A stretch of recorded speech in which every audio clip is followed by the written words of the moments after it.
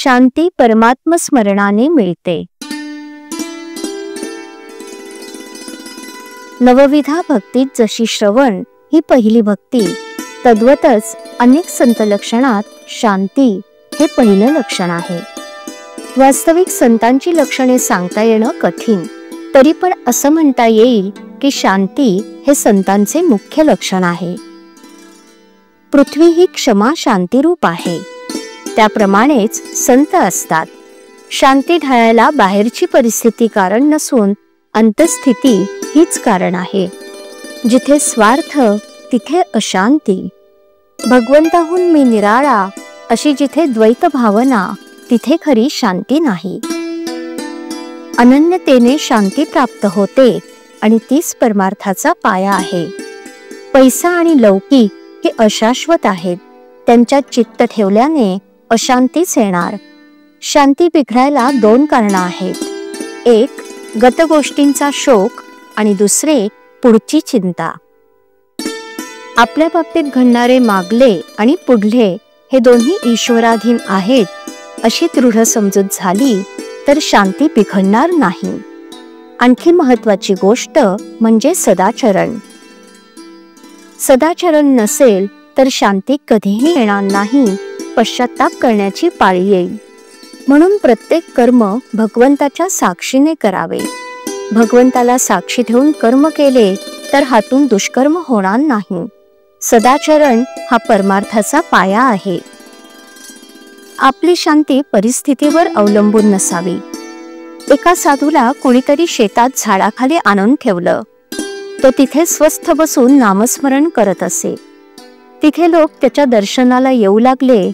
लोकांची ये-जा वाढल्यामुळे त्या शेताच्या मालकाला त्रास वाटू लागला, म्हणून त्याने त्या साधूला उचलून दुसरीकडे ठेवलं.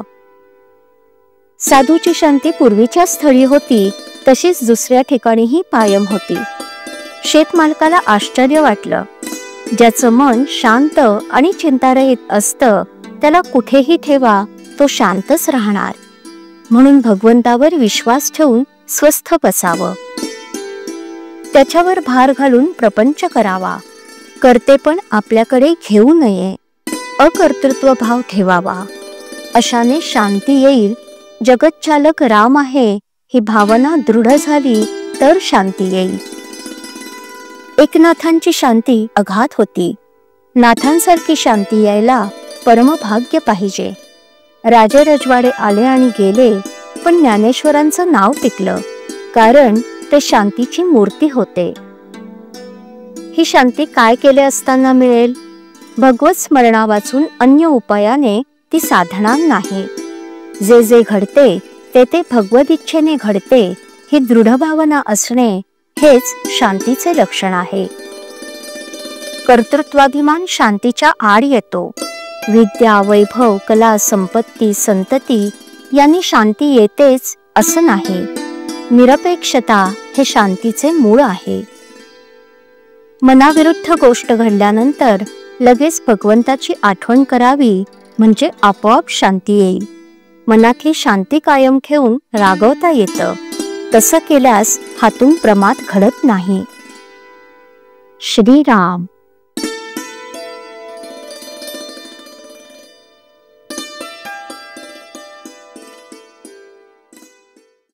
श्रीराम जय राम जय जय राम.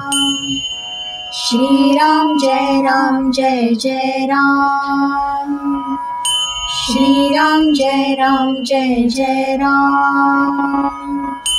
श्रीराम जय राम जय जय राम. श्रीराम जय राम जय जय राम. श्रीराम जय राम जय जय राम. श्रीराम जय राम जय जय राम. श्रीराम जय राम जय जय राम. श्रीराम जय राम जय जय राम.